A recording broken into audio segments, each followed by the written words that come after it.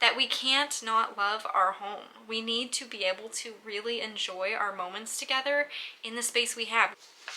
Hi friends, my name is Madeline. I run the blog Dawn V Farms, where I talk about simple recipes, homemade natural remedies, and everyday farm life as a mom of 3. And today I'm going to be talking to you about creating a cozy home. And this is something that is very near and dear to my heart. I have spent so much time curating a cozy home, not only from a hosting standpoint, but also from a living standpoint, from the atmosphere I live in, from the atmosphere I raise my children in.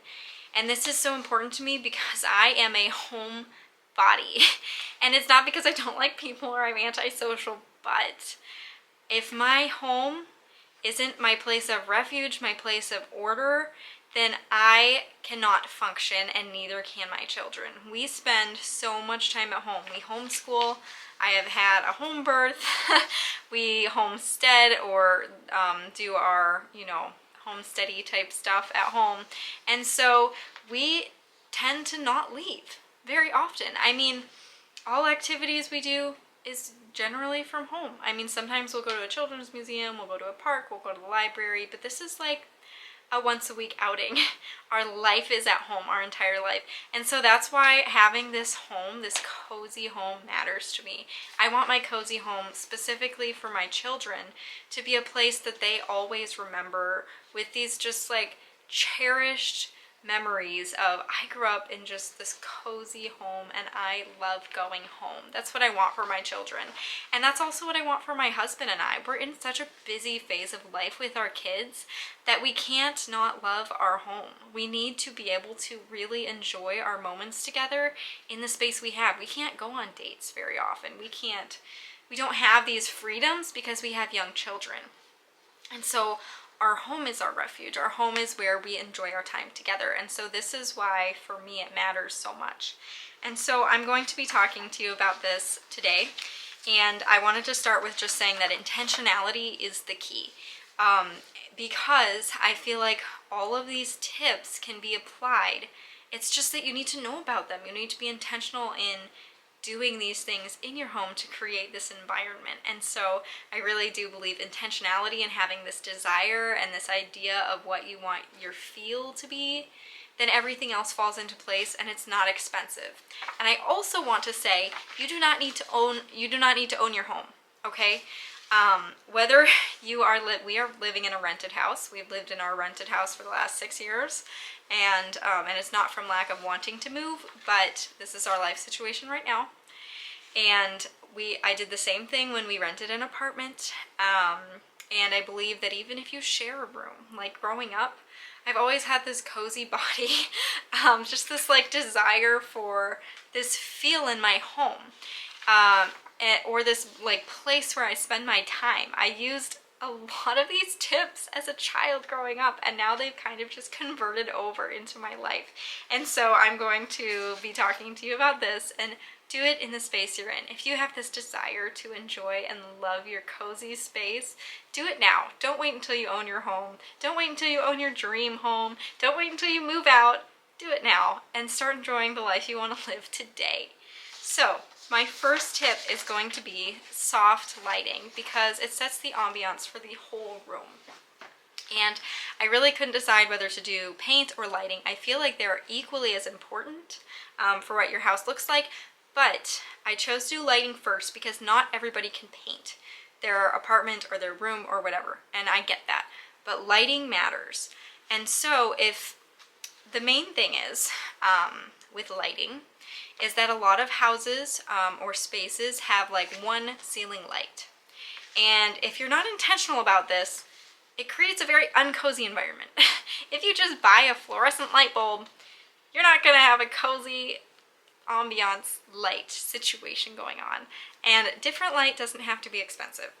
Really, if you get a low wattage yellow toned bulb, it will create all the difference in whether you feel like you're living in a school classroom or a hospital room or a home, because this bright fluorescent blue light is very industrial, it's very businessy, it is not cozy. So if all you want to do is change your light bulb that is a huge step in how the whole room looks. Other lights you can use, if I have a sitting area, I want a lamp or a glowing light available. Almost all of my sitting areas have tables next to them so that I can put books on them, so that I'm a big tea person, my husband drinks coffee, and if we're sitting down, we're wanting to enjoy that warm, cozy drink. But we also need a light available to do our reading or our writing, whatever we're doing. So all of my sitting situations have some type of a light near them. And they can either be fairy lights or Christmas lights, which is what I use at my house. I call them fairy lights even though I feel like they're two different things. There's like more dainty looking fairy lights, they're more expensive, or you can just get Christmas lights, which is what I get. Just make sure you don't get LED because those have that same fluorescent bright blue color. You can also just do a little candle, which I feel like isn't very, I don't use them very much, because I have young children and I don't need fire around my house. So I like to use Christmas lights that I get on clearance after Christmas. I'll just buy a small box. Even just that, like around a windowsill, creates such a cozy environment. And if you really want to do something drastic to your lighting situation, adding sconce lights or a chandelier that are also equipped with that like low wattage yellow lighting, it just creates such a cozy atmosphere, and it's just such an easy way to even turn like cool toned paint, a cool toned room, into something very cozy because the overall light is a warm glow. Second is going to be paint.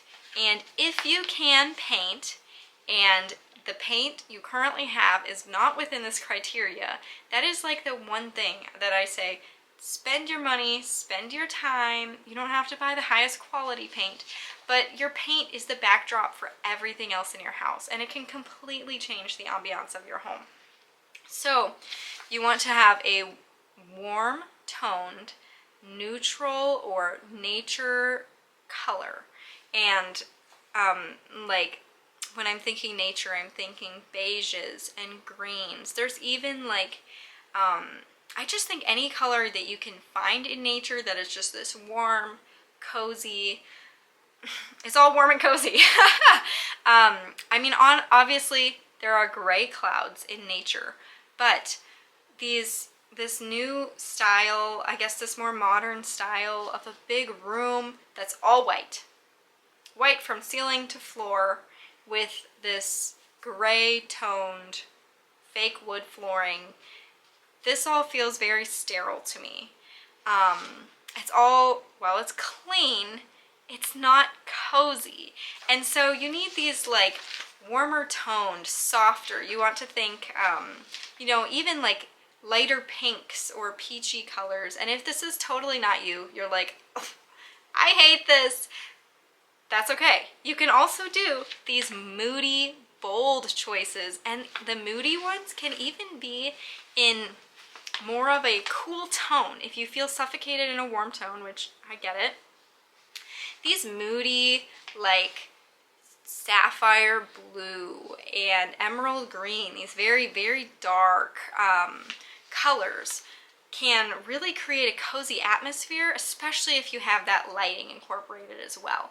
So there's definitely paint options. What I would stay away from is super bright, cool colors like coral pink or tropical blue or bright white or even like a bright gray. These are all cool toned, bright, energizing, sterile, clean. All of those, if you're wanting a cozy atmosphere, I would just like set aside, and I would do more of the natural toned things you find in nature, warm, subtle, soft, lean more towards that. And if you change just that one part of your house, like that changes almost everything. Like I said, it is the backdrop of every room, and so like this is a significant change if you decide to invest in that. The next thing is furniture you want to sit on.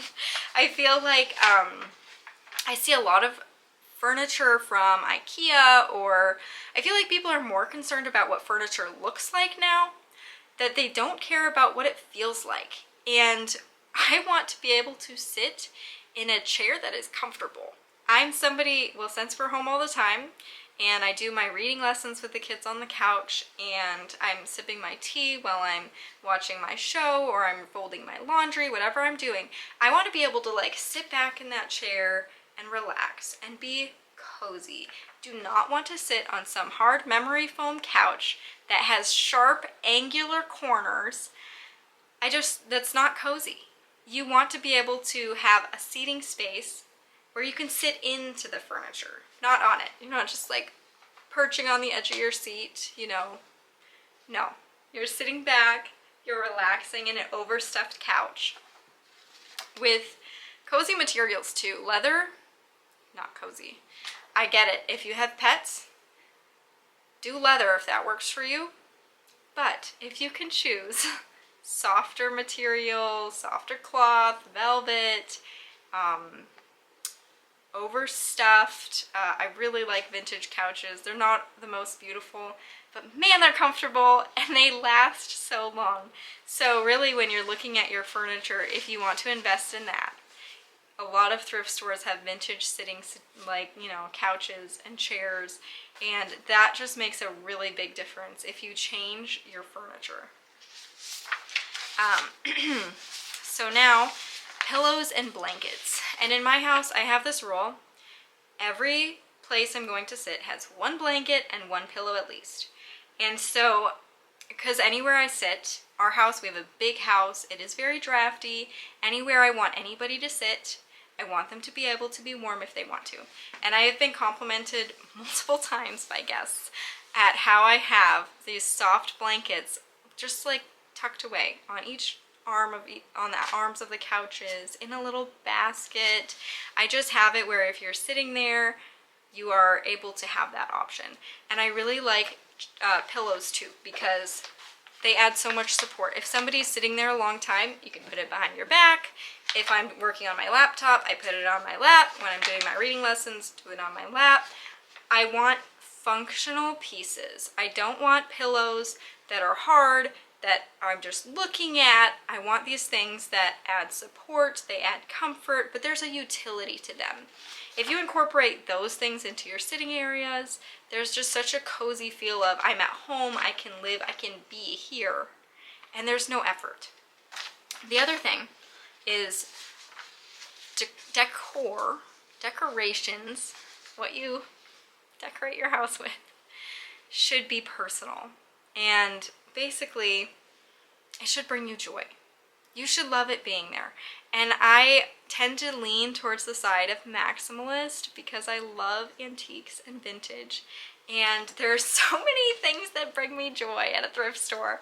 So I quite frequently reevaluate what I have in my home. And I will sell it on Facebook Marketplace. I mean, it's kind of a revolving door where I keep my most sacred things I've found, but if it's no longer bringing me joy, it's gotta go. Because too much stuff can be overwhelming. You don't want to feel cluttered, I understand that. But the problem with minimalism is, again, it feels so clean and sterile that it doesn't feel like home.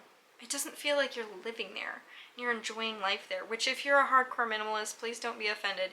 Make this what you want it to be. If you are so comfortable in a minimalist home and you're not overwhelmed, do that. But I highly encourage you to add a photo of your family to the wall or put your favorite books out on a table for somebody to look through, or keep your knitting in a basket on the coffee table. Add a favorite candle that you love to smell. I mean, just these familiar things that bring you joy are the things that should be taking space in your home. Curtains. Curtains do a couple things. They like physically warm up a room. If you cover your windows, there's less of a draft. But they also add warmth because of this like softer textile against a wall. It just adds this element of warmth to the room. And so if you don't have curtains, I encourage you, buy some curtains. They're super cheap. There's also a lot of DIY, you know, drop cloth curtains are very popular. I know people who have bought sheets at the thrift store, turn them into curtains. There's something that you can do pretty cheaply, but I think there's something that gets overlooked, but that do make a significant difference in how a room feels. Another thing is a cozy home is clean. And I do not want to offend anybody. I'm a busy mom of 3 young kids, and I understand the daily struggle of picking up stuff and also just keeping up on usual housework. And so I'm just telling you, I'm not saying your house has to be spotless. My house is not spotless. I live in a big house that gets dusty. My windows are not always clean. Actually, we have plastic on all of them, so I can't even clean them half the year. But in general, there's a general level of cleanliness that if you can maintain this, sweeping your floors regularly, vacuuming, there are certain things that really impact how your house feels. If we, like houses that have pet hair, top to bottom, it's hard to relax and sit on a couch where you're covered in pet hair, especially if you're allergic to pets and walking into that home. But even if you live there, if you have pet hair on your sofa, it ends up in your child's mouth, and it's just not cozy. It's kind of a dirty environment. And so I encourage you that if you have things like that going on, to try to just do some cleaning, which, like I said, I'm not trying to offend anybody. I totally understand being in times of, like seasons of being busy with your young children and sickness and all the things that happen in life. I totally understand that. Even seasons of depression and feeling like you just can't do anything. Not wanting anybody to feel bad about this. But if you are in a place where you mentally and physically can clean your home and you're wanting to have this like cozy place where you live, that is one of the things that makes a huge difference, is if, the general messiness is picked up. Like, you don't have dirt all over your floors caked on. You don't have thick dust on all your knickknacks or whatever you have, just like some of those things. And then the everyday messes, they're life. I mean, I pick up after my kids so many times a day. We have pickup in the morning, we have pickup in the afternoon, we have pickup at night. Those things aren't what make a home not cozy. It's just the like really messy stuff that if we can just get on some type of a cleaning schedule or turn on a motivational video to do it, whatever can really just help us, to motivate us, as long as we're physically able to do that, that really helps make your house feel more like a home and more cozy. Another thing that I like to do is soft music in the background, and that's not like music with lyrics. I'm talking about just like soft instrumental music of familiar, for us it's hymns, familiar, that's very, like I said, very soft. It's just in the background. It's not overwhelming. It's not stimulating. It's just this soft familiarity. And that's kind of one of the things I incorporate into my own house. Is one of the things I want for my own children's memories is like, these songs remind me of home. And so this is like a very extra little thing, but I feel like it's just that like little touch of intentionality with what you're choosing to play in your home, what your children listen to, I feel like makes such a big difference in how your home feels. And then a good smelling home. And that kind of just goes back to the cleanliness, but some things like deep cleaning your washing machine, because washing machines can give off a smell, and changing your garbage, and kind of just being aware of what smells are going on in this house. Like, is this a really pet smelling home? Is there some way I can clean my furniture or vacuum? And what I found is we have an air purifier, and that has actually made a huge difference. I initially got it because I wanted to be sick less, because we do have some mold in this home that I cannot remediate. It is beyond something I can do. But I thought, at least if I can get an air purifier. And honestly, it's helped reduce so many smells. Like the smell from cooking, that's one thing that I have a hard time with, is if I'm cooking, it's just this overwhelming smell all over the house. And an air purifier has been great for that. So just keeping in mind what your house smells like in general, not being nose blind to some things, but also not doing too much fragrance. Because, I mean, a lot of people are kind of steering away from fragrance in general, artificial, but if you do too much essential oils, too much perfume, it just becomes this overwhelming, overstimulating. It's not that great for your body from all of the research and articles that there are. And so just being kind of aware of what your house smells like. There are wonderful ways to introduce good smells into your home, like baking fresh bread, and which I know isn't that Not everybody can do that, but baking in general, or a simmer pot is like a lower toxin way to do that, or having some naturally scented candles, or running a diffuser that's not super high potency, and being aware of the VOCs that are in those ones, like are they safe for my children to be inhaling and my pets. Those are all ways to introduce good smelling scents into your home. So just in general, being aware of what your home smells like helps with the overall feel. So I hope that these tips help you to make your house a cozy home in any way that you desire. I hope that I gave you some tips that are economic, that are easy to do, easy to employ, and if anything, just inspired you. I love learning from other women and what other people do in their homes. So if you have a favorite cozy home tip that I didn't mention, if you would comment down below, I would love to read your comments. If you liked this video, please hit the like button, and if you're interested in more content like this, please subscribe to this channel or visit dawnvfarms.com. Bye!